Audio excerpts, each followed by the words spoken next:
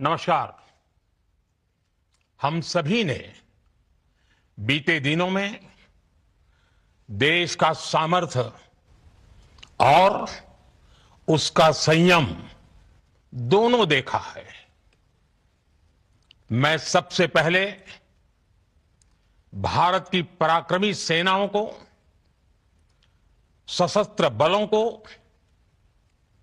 हमारी खुफिया एजेंसियों को, हमारे वैज्ञानिकों को, हर भारतवासी की तरफ से सैल्यूट करता हूं। हमारे वीर सैनिकों ने ऑपरेशन सिंदूर के लक्ष्यों की प्राप्ति के लिए असीम शौर्य का प्रदर्शन किया। मैं उनकी वीरता को, उनके साहस को, उनके पराक्रम को आज समर्पित करता हूं। हमारे देश की हर माता को, देश की हर बहन को और देश की हर बेटी को ये पराक्रम समर्पित करता हूं। साथियों, 22 अप्रैल को पहलगाम में आतंकवादियों ने जो बर्बरता दिखाई थी, उसने देश और दुनिया को झकझोर दिया था। छुट्टियां मना रहे निर्दोष मासूम नागरिकों को धर्म पूछकर उनके परिवार के सामने, उनके बच्चों के सामने बेरहमी से मार डालना, यह आतंक का बहुत विभत्स चेहरा था, क्रूरता थी। ये देश के सद्भाव को तोड़ने की घिनौनी कोशिश भी थी। मेरे लिए व्यक्तिगत रूप से ये पीड़ा बहुत बड़ी थी। इस आतंकी हमले के बाद सारा राष्ट्र, हर नागरिक, हर समाज, हर वर्ग, हर राजनीतिक दल एक स्वर में आतंक के खिलाफ कड़ी कार्रवाई के लिए उठ खड़ा हुआ। हमने आतंकवादियों को मिट्टी में मिलाने के लिए भारत की सेनाओं को पूरी छूट दे दी और आज हर आतंकी, आतंक का हर संगठन जान चुका है कि हमारी बहनों बेटियों के माथे से सिंदूर हटाने का अंजाम क्या होता है।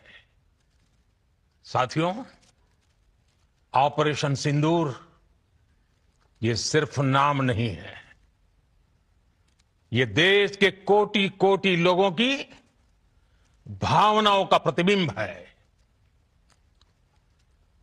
ऑपरेशन सिंदूर न्याय की अखंड प्रतिज्ञा है। 6 मई की देर रात, 7 मई की सुबह पूरी दुनिया ने इस प्रतिज्ञा को परिणाम में बदलते देखा है। भारत की सेनाओं ने पाकिस्तान में आतंक के ठिकानों पर, उनके ट्रेनिंग सेंटर्स पर सटीक प्रहार किया। आतंकियों ने सपने में भी नहीं सोचा था कि भारत इतना बड़ा फैसला ले सकता है। लेकिन जब देश एकजुट होता है, नेशन फर्स्ट की भावना से भरा होता है, राष्ट्र सर्वोपरि होता है, तो फौलादी फैसले लिए जाते हैं, परिणाम लाकर दिखाए जाते हैं। जब पाकिस्तान में आतंक के अड्डों पर भारत की मिसाइलों ने हमला बोला, भारत के ड्रोन्स ने हमला बोला, तो आतंकी संगठनों की इमारतें ही नहीं बल्कि उनका हौसला भी थर्रा गया। बहावलपुर और मुरिद के जैसे आतंकी ठिकाने एक प्रकार से ग्लोबल टेररिज्म की यूनिवर्सिटीज रही है। दुनिया में कहीं पर भी जो बड़े आतंकी हमले हुए हैं, चाहे 9/11 हो, चाहे लंदन ट्यूब बॉम्बिंग हो, या भारत में दशकों से जो बड़े बड़े आतंकी हमले हुए हैं, उन सब के तार कहीं ना कहीं आतंक के इन्हीं ठिकानों से जुड़ते रहे हैं। आतंकियों ने हमारी बहनों का सिंदूर उजाड़ा था, इसलिए भारत ने आतंक के ये हेडक्वार्टर्स उजाड़ दिए। भारत के इन हमलों में 100 से अधिक खूंखार आतंकवादियों को मौत के घाट उतारा गया है। आतंक के बहुत सारे आका बीते 2.5-3 दशकों से खुलेआम पाकिस्तान में घूम रहे थे, जो भारत के खिलाफ साजिशें करते थे। उन्हें भारत ने एक झटके में खत्म कर दिया। साथियों, भारत की इस कार्रवाई से पाकिस्तान घोर निराशा में गिर गया था, हताशा में गिर गया था, बौखला गया था। और इसी बौखलाहट में उसने एक और दुस्साहस किया। आतंक पर भारत की कार्रवाई का साथ देने के बजाय पाकिस्तान ने भारत पर ही हमला करना शुरू कर दिया। पाकिस्तान ने हमारे स्कूलों, कॉलेजों को, गुरुद्वारों को, मंदिरों को, सामान्य नागरिकों के घरों को निशाना बनाया। पाकिस्तान ने हमारे सैन्य ठिकानों को निशाना बनाया। लेकिन इसमें भी पाकिस्तान खुद बेनकाब हो गया। दुनिया ने देखा कि कैसे पाकिस्तान के ड्रोन्स, पाकिस्तान की मिसाइलें भारत के सामने तिनके की तरह बिखर गई। भारत के सशक्त एयर डिफेंस सिस्टम ने उन्हें आसमान में ही नष्ट कर दिया। पाकिस्तान की तैयारी सीमा पर वार की थी, लेकिन भारत ने पाकिस्तान के सीने पर वार कर दिया। भारत के ड्रोन्स, भारत की मिसाइलों ने सटीकता के साथ हमला किया। पाकिस्तानी वायुसेना के उन एयरबेस को नुकसान पहुंचाया, जिस पर पाकिस्तान को बहुत घमंड था। भारत ने पहले 3 दिनों में ही पाकिस्तान को इतना तबाह कर दिया जिसका उसे अंदाजा भी नहीं था। इसलिए भारत की आक्रामक कार्रवाई के बाद पाकिस्तान बचने के रास्ते खोजने लगा। पाकिस्तान दुनिया भर में तनाव कम करने के लिए गुहार लगा रहा था, और बुरी तरह पीटने के बाद इसी मजबूरी में 10 मई की दोपहर को पाकिस्तानी सेना ने हमारे डीजीएमओ को संपर्क किया। तब तक हम आतंकवाद के इंफ्रास्ट्रक्चर को बड़े पैमाने पर तबाह कर चुके थे। आतंकियों को मौत के घाट उतार दिया गया था। पाकिस्तान के सीने में बसाए गए आतंक के अड्डों को हमने खंडहर बना दिया था। इसलिए जब पाकिस्तान की तरफ से गुहार लगाई गई, पाकिस्तान की तरफ से जब यह कहा गया कि उसकी ओर से आगे कोई आतंकी गतिविधि और सैन्य दुस्साहस नहीं दिखाया जाएगा, तो भारत ने भी उस पर विचार किया।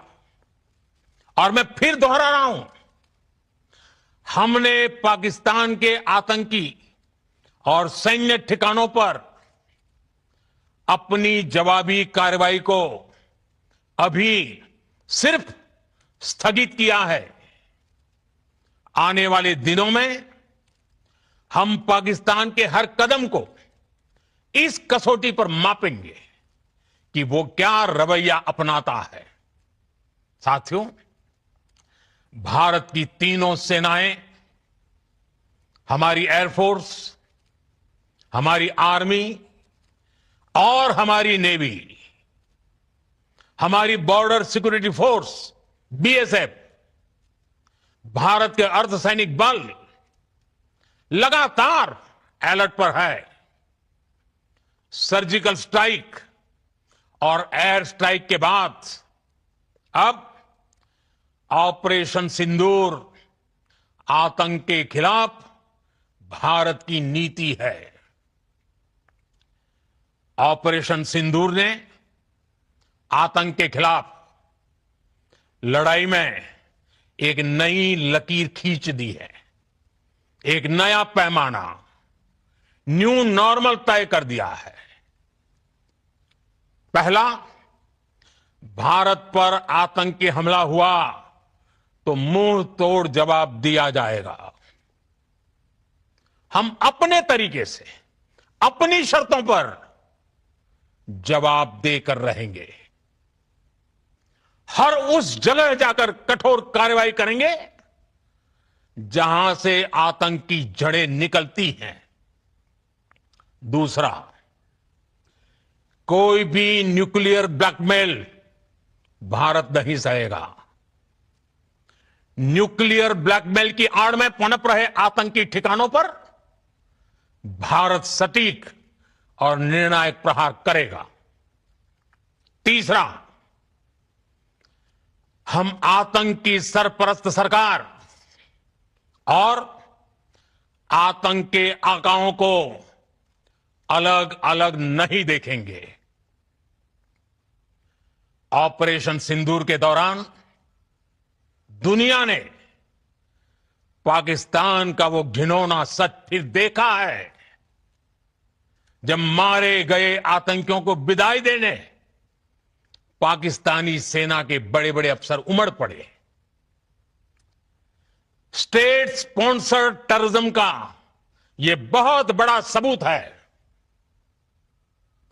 हम भारत और अपने नागरिकों को किसी भी खतरे से बचाने के लिए लगातार निर्णायक कदम उठाते रहेंगे। साथियों, युद्ध के मैदान पर हमने हर बार पाकिस्तान को धूल चटाई है और इस बार ऑपरेशन सिंदूर ने नया आयाम जोड़ा है। हमने रेगिस्तानों और पहाड़ों में अपनी क्षमता का शानदार प्रदर्शन किया और साथ ही न्यू एज वॉरफेयर में भी अपनी श्रेष्ठता सिद्ध की। इस ऑपरेशन के दौरान हमारे मेड इन इंडिया हथियारों की प्रामाणिकता सिद्ध हुई। आज दुनिया देख रही है 21वीं सदी के वॉरफेयर में made in India defence equipments, इसका समय आ चुका है। हम भारतवासी के हौसले, हर भारतवासी का एकजुटता का शपथ, संकल्प, मैं उसे नमन करता हूं। बहुत बहुत धन्यवाद।